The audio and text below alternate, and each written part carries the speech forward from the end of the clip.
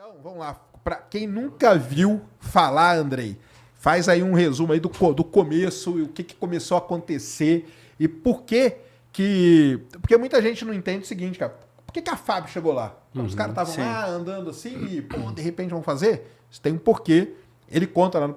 Ó, ele vai fazer aqui um resumo, galera. Ele fez 13 episódios. 13, né? 13 episódios. Só o último tem 4 horas. O penúltimo é mais... Então, assim, você tem ali uma, sei lá... Deu quanto no total? Você lembra? Ah, não Umas quero nem 20 contar horas. que eu fico até cabelo branco, só de lembrar quantas horas Porque lá são. tem todos os detalhes. Obviamente que aqui nós não vamos falar, nós vamos fazer um resumo, Sim. um en passant em coisas importantes do que aconteceram durante esse processo todo, que, como eu falei, ficou conhecido como Operação Prato, mas, na verdade, começou como um fenômeno, né? Um fenômeno que aconteceu lá. Então, explica aí pra gente como que começou, localiza a galera onde que é, entendeu? Que tava rolando isso.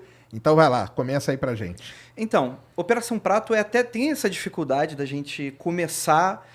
Por onde a gente começa? Porque a gente está falando sobre um período de mais ou menos um ano inteiro, se a gente for pegar o recorte de tempo, mais de um ano e meio mais ou menos de fenômeno, né? A gente está falando da década de 70 do Brasil, 1977.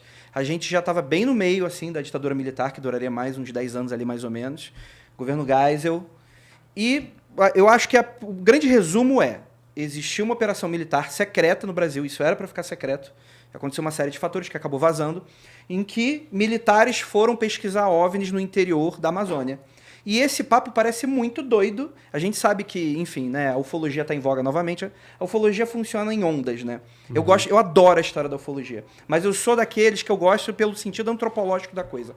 Eu gosto de entender por que a gente acredita nas coisas que a gente acredita. E entender como que esse folclore, essa mitologia surgiu.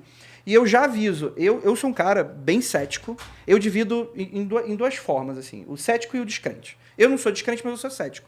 E eu convido, né, estamos aqui com dois grandes ícones da divulgação científica do Brasil, né, acredito que eles vão concordar comigo. Que somos xingados de cético todo dia. Na verdade, cético virou xingamento, né? Não, mas essa é a questão. Eu acho que o ceticismo, ele é muito importante mesmo para aqueles que acreditam no mais fantasioso da coisa toda. Porque você precisa de uma linha de corte.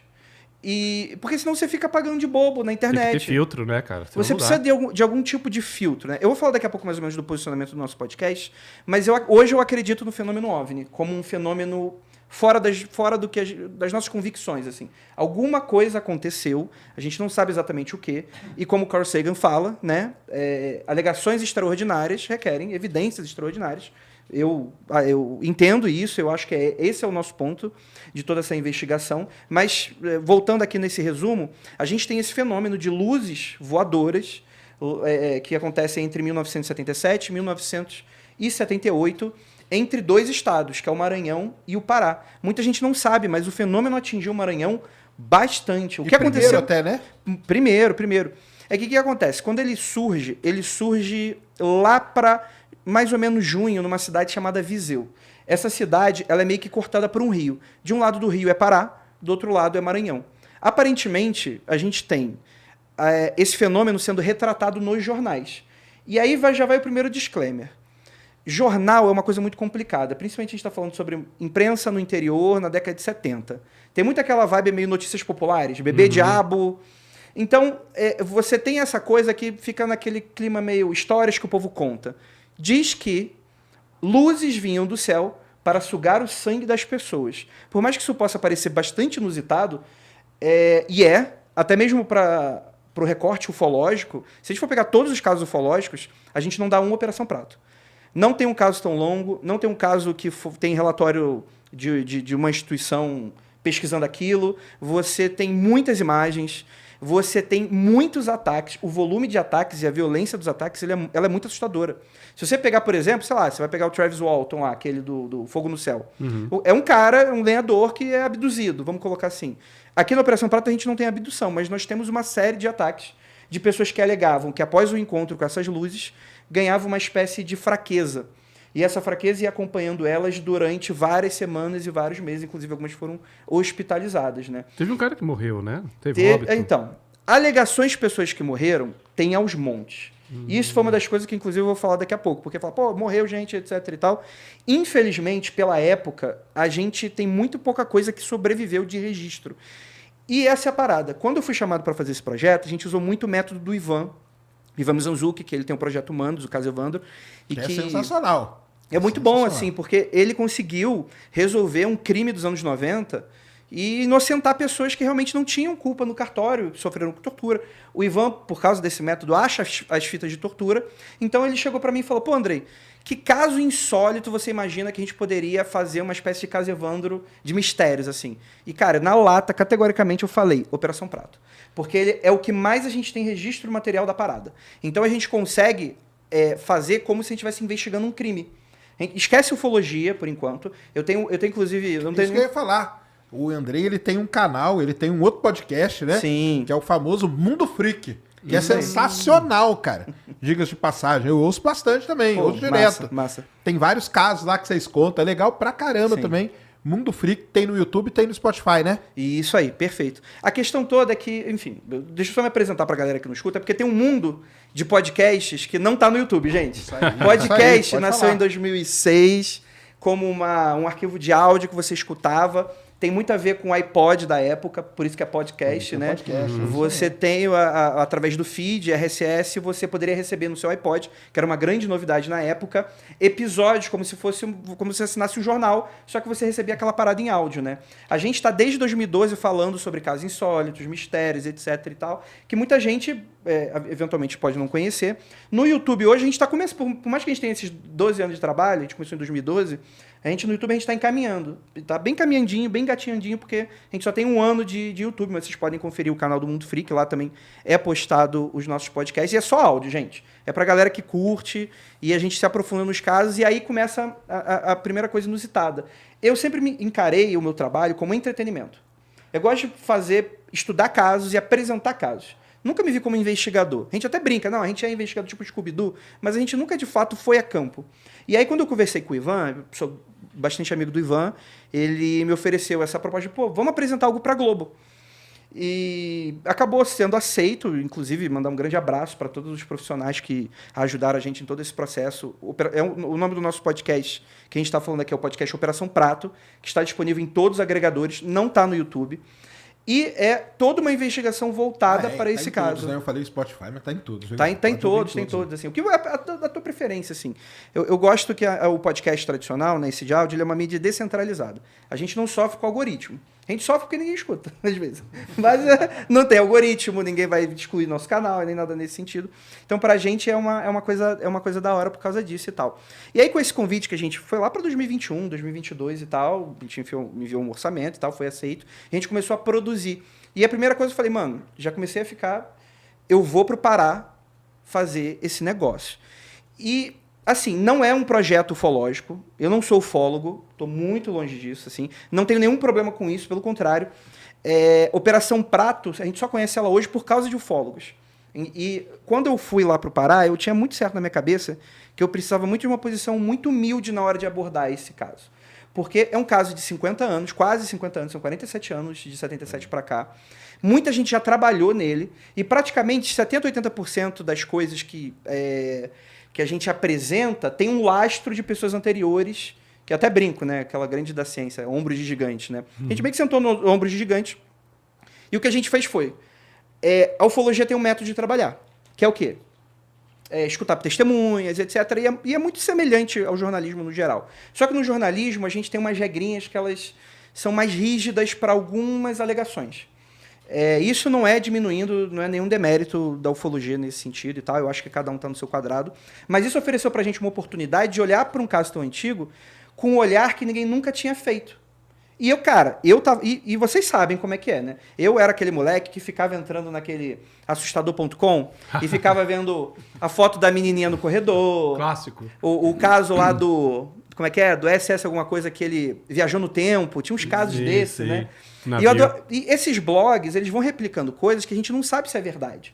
E fica aquele grande copia e colar. E eu tive a oportunidade de refazer os passos da galera. E a gente fez algo que, assim, eu acho que o nosso trabalho está muito bom lá. Mas eu acho que nossa maior vitória ali é que a gente não falou sobre alienígena. A gente falou sobre a história da Operação Prato. O que é a Operação Prato? Não é sobre alienígena.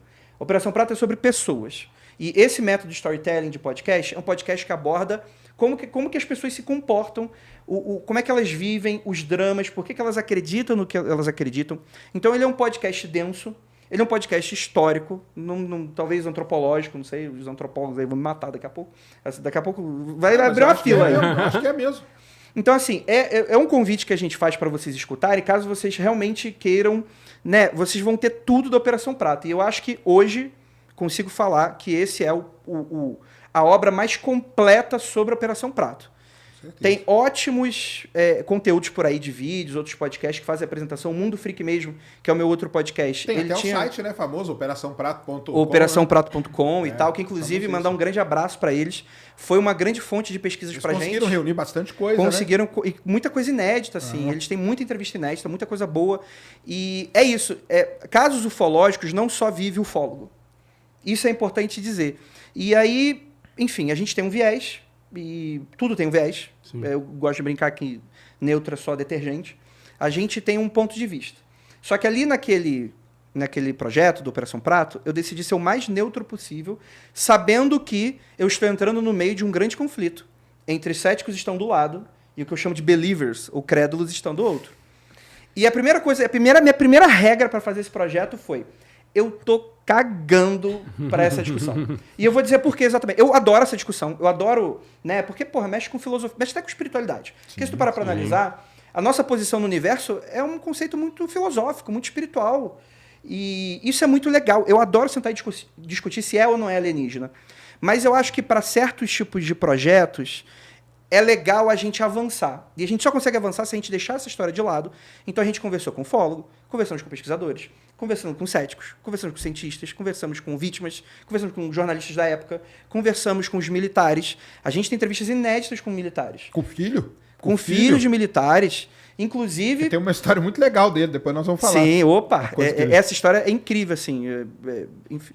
E eu acho que, no geral, ele é um projeto que mudou minha vida.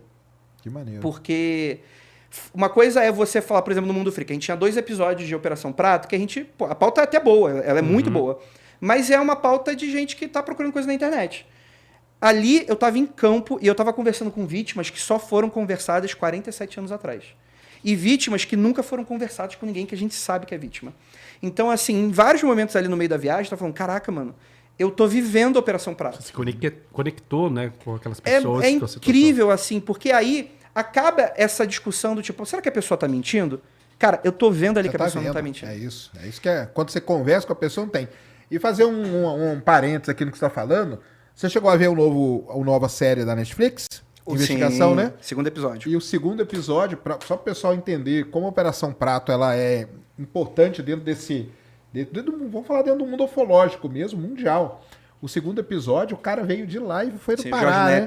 Ele é um jornalista investigativo também, né? Podemos dizer, sim, né? Sim. E ele passou lá um tempo lá no Pará, conversando com uma galera também. E o segundo episódio é sobre a Operação Prato. Então para você isso é ao mesmo tempo e tal. E quando a galera assistiu esse episódio, escutando Operação Prato, o pessoal começou a mandar mensagem. E aí, o que você achou, Andrei? E assim, eu prefiro... E aí, o que você achou? Agora fiquei curioso. Eu prefiro não falar muito coisas que eu não chegaram gostei a procurar exatamente. Vocês ou não? Não, mas aconteceu uma coisa engraçada. Eu fui em novembro de 2023 pro Pará. A produção da Netflix estava lá também. Tinham 4 produções que estavam rolando ao mesmo tempo sobre esse assunto ali no Pará. E eu fiquei sabendo por quê. O meu guia lá no Pará foi o Heitor Costa, mandar um grande abraço para ele. Famosíssimo, ele é uma enciclopédia viva desse caso. Inclusive, assim como eu, ele acha que tem um mistério esquisito, mas não fala que é alienígena, nada nesse sentido. E o que acontece? Como ele é uma grande referência, ele conhece todo mundo. Então a galera começou a mandar mensagem para ele para contratar ele, só que a gente tinha contratado ele antes. E foi muito interessante, porque a gente meio que se desencontrou em alguns momentos, mas eu sabia que na cidade de Belém estava lá a produção da Netflix, produção de X, Y, Z. Então isso foi muito legal. O que eu acho é o seguinte, eu acho que é uma ótima apresentação para o americano. Pra gente, não tem nada ali que quem conhece a Operação Prato já não saiba. tem uma... E assim, eu não gosto de falar mais por questões éticas, pô. A produção, a galera trabalhou, etc. Tem um valor muito grande ali. Tem algumas imprecisões, que quem escuta o Operação Prato Podcast... Isso aí eu falo. Isso aí então, pode deixar que eu falo. É porque o episódio lá do Netflix, ele é resumidinho, né? Sim. São 30 minutos, 40 minutos. 30 minutinhos, tal, não sei o quê. E ele tá dentro de uma narrativa que o George lá constrói, né? Muito maior. Ele constrói uma narrativa com relação a esses casos, tanto que aí depois o próximo ele liga com água. Então ele fala, você viu que a gente estava lá no Pará, que era perto de rio e tal? Então agora a gente vai ver coisa em água. E depois o outro que não sei o quê. Então ele tem Isso é muito... Né? Esse negócio da água, a gente tá nesses zeitgeist hoje sobre encarar os OVNIs como esse fenômeno da água. Ele tem alguma ligação com a água. Isso é algo que eu já sabia há um ano atrás. Olhando aqueles dados, eu falei, mano, tem alguma coisa estranha, porque todos os ataques são perto de rios. E aí, o que isso significa? A gente trabalha com algumas hipóteses lá, mas, no geral, é muito interessante, porque teve um denunciante agora nos Estados Unidos, lá em um desses hearings que estão acontecendo lá, que ele também chegou a sugerir essa ligação com a água. Hoje em dia, inclusive, a galera nova não está nem falando que é extraterrestre mais, na verdade. Isso que eu ia falar. Existe uma grande vertente que fala que eles não são extraterrestres, mas que exista uma civilização vivendo aqui. O que você acha disso, Schwarz?